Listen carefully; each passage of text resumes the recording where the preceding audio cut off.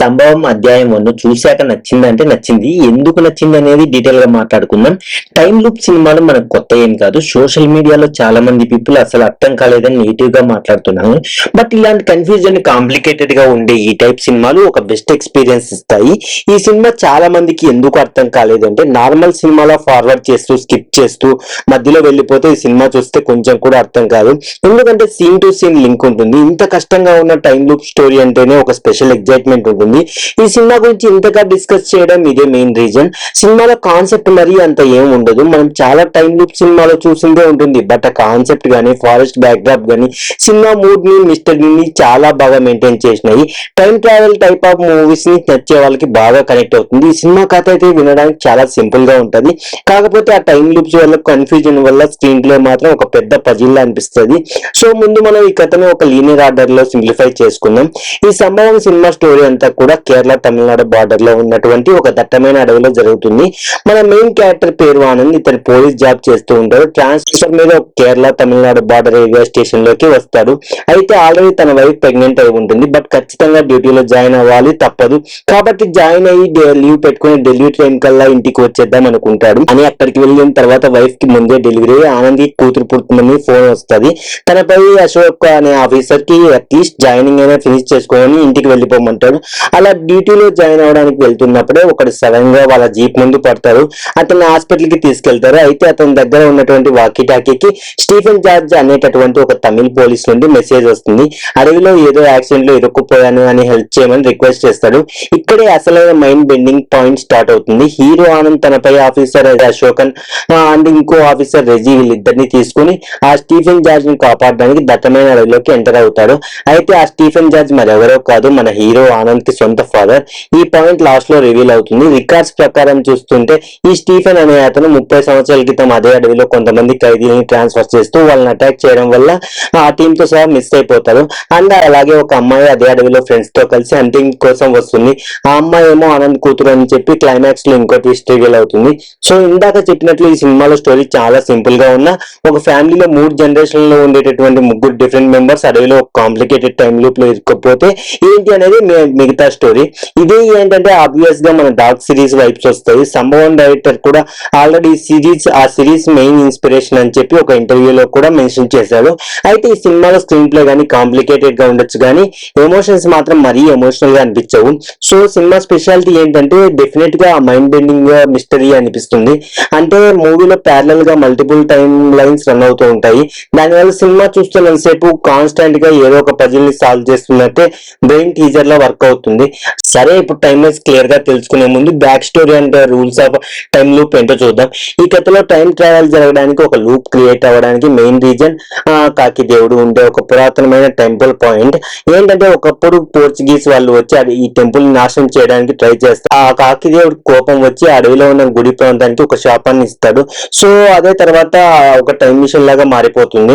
మీకు గుర్తుంటే కనుక డార్క్ సిరీస్ లో కేవ్ అనే టైం ట్రావెల్ చేయడానికి పోర్టల్ లా అనిపిస్తుంది. సో కదా సేమ్ అలాగే ఆ కాకి దేవుడు ఉండే గుడి చుట్టుపక్కల కొంత ఏరియా వరకు టైం లూప్ జోన్ లాగే వర్క్ అవుతుంది. అయితే ఈ సంభవం స్టోరీలో ఒక సంవత్సరం నుండి ఇంకో సంవత్సరానికి టైం లూప్ జంప్ అవ్వడానికి ఒక పర్టికులర్ ట్రిగర్ దగ్గర పాయింట్ ఉంటుంది. సో అండ్ అదే బ్లడ్ అండ్ సౌండ్ కాంబినేషన్. అంటే ఆ అడవిలో దేవుడు శాపం పెట్టినటువంటి ప్రదేశంలో గన్ పేలినట్టు ఒక పెద్ద సౌండ్ వచ్చి మనిషి నుండి ఒక బ్లడ్ డ్రాప్ భూమి మీద పడితే వెంటనే అక్కడ ఉన్న వాళ్ళు వేరే టైం పీరియడ్ లోకి జంప్ అవుతారు. ఆల్రెడీ మనం బ్యాక్ స్టోరీ చెప్పుకున్నాం కదా, పోర్చుగీస్ వాళ్ళు వచ్చి టెంపుల్ నాశనం చేసినప్పుడు అక్కడ ఉండేటటువంటి ట్రైబల్ పీపుల్ ని చంపేస్తారని. సో మేబీ ఆ గన్స్ అండ్ వైలెన్స్ కి సింబాలిక్ గా ఈ ట్రిగర్ పాయింట్ పెట్టి ఉండొచ్చు. Anyway blood and sound combination అనేది throughout the movie run అవుతూ ఉంటుంది. మీరు జాగ్రత్తగా గమనిస్తే టైం లైన్ జంప్ అవ్వాలంటే ఈ 2 కండిషన్స్ సైమల్టేనియస్ గా సాటిస్ఫై అవ్వాలి. అలానే ఇక్కడ అడవి నుండి బయటికి రావాలంటే కూడా ఒక సొల్యూషన్ ఉంటుంది. అదే స్పైరల్ పాత్. సినిమా స్టార్టింగ్ లో హీరో జంప్ ముందు పడేటటువంటి క్యారెక్టర్ అలాగే పోర్చుగీస్ కింగ్ ని టెంపుల్ తీసుకొచ్చేటువంటి విలేజర్ వీళ్ళిద్దరూ కూడా విగ్రహం చుట్టూ స్పైరల్ పాత్ లో బయటకు వచ్చి వెళ్ళొచ్చని చూపిస్తారు. సరే, ఇకపోతే మల్టిపుల్ టైం లైన్స్ ఉన్నాయి కాబట్టి ఒక క్యారెక్టర్ మల్టిపుల్ కాపీస్ కూడా ఉంటాయి. అందుకే మీరు చూస్తే మూవీలో హీరో ఆనంద్, అశోక్ అండ్ రెజీ ఇలా అందరూ కూడా మల్టిపుల్ వర్షన్స్ లో కనిపిస్తారు. అంటే ఒక టైం లైన్ లో ఒకరు చచ్చిపోతే ఇంకో టైం లైన్ లో సేమ్ వాళ్ళే బతుకున్నట్టు కనిపిస్తారు. సరే, ఇవన్నీ టైం లూప్ సినిమాలో కామన్ గా జరిగేవే కదా. అయితే ఈ స్టోరీలో క్లారిటీ కోసం సంభవం మూవీలోని 5 టైం టైమ్ లైన్స్ ని ఒక సింపుల్ గా ఎక్స్ప్లెయిన్ చేస్తాను. టైమ్ లైన్ 1 ద పోర్చుగీస్ ఇరా. ఇది మూవీలో టైం లూప్ కి ఆర్జిన్ స్టోరీ. ఆల్రెడీ చెప్పుకున్నాం కదా, పోర్చుగీస్ సైన్యం వచ్చి ఇక్కడ ఉన్నటువంటి టెంపుల్ ని దేవుని నాశనం చేస్తే టైం ఇది అరౌండ్ 1600 అనుకోవచ్చు. ఈ టైం లైన్ మనకి మూవీలో ఒక యానిమేటెడ్ గ్లిమ్స్ లాగా కనిపిస్తుంది.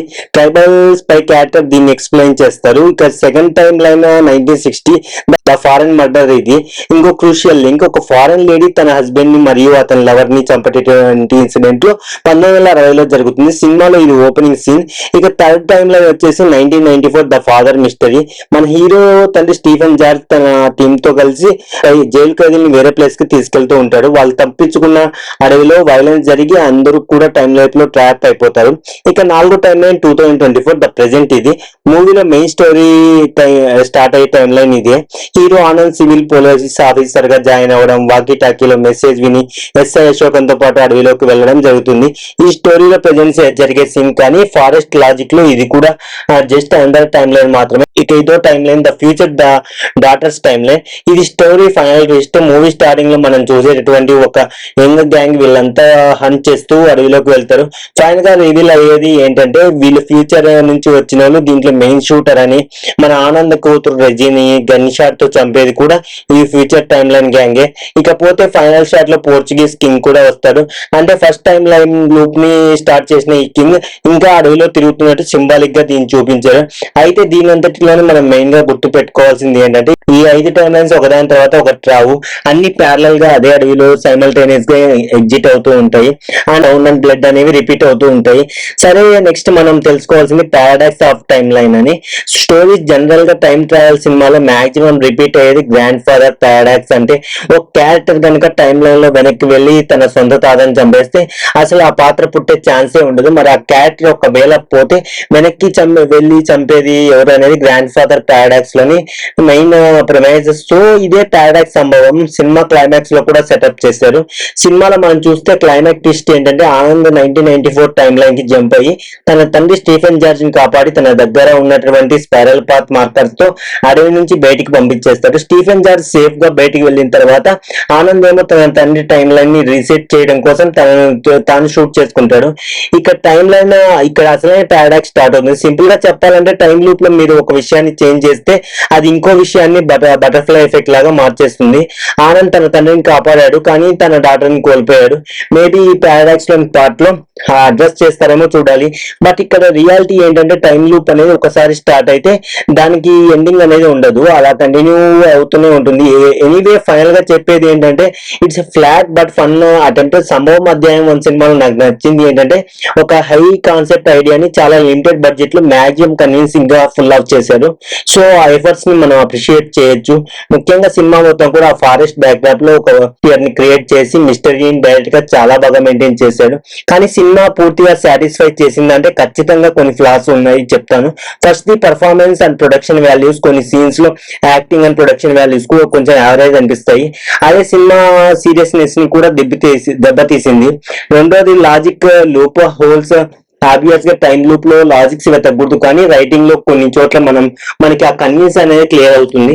అండ్ ఇంకో main drawback lack of emotional connection. సొంత ఫ్యామిలీతో తండ్రిని కోల్పోవడం, సొంత కూతుర్ని మిస్ చేసుకోవడం, ఇలాంటి ఎమోషన్స్ ని ట్రై చేశారు, బానే ఉంది. కానీ అది అంతగా కనెక్ట్ అవ్వలేదు. Just for the sake of plot point అన్నట్టు అనిపిస్తాయి. బట్ ఇన్ని డిఫెక్ట్స్ ఉన్నా కూడా ఈ సినిమా మనల్ని డిసప్పాయింట్ చేయదు. అంటే ఒక సింపుల్ స్కేల్ లో కూడా మంచి కాన్సెప్ట్ ని ట్రై చేయొచ్చు అనడానికి ఈ సంభవం మంచి ఎగ్జాంపుల్ లాంటిది.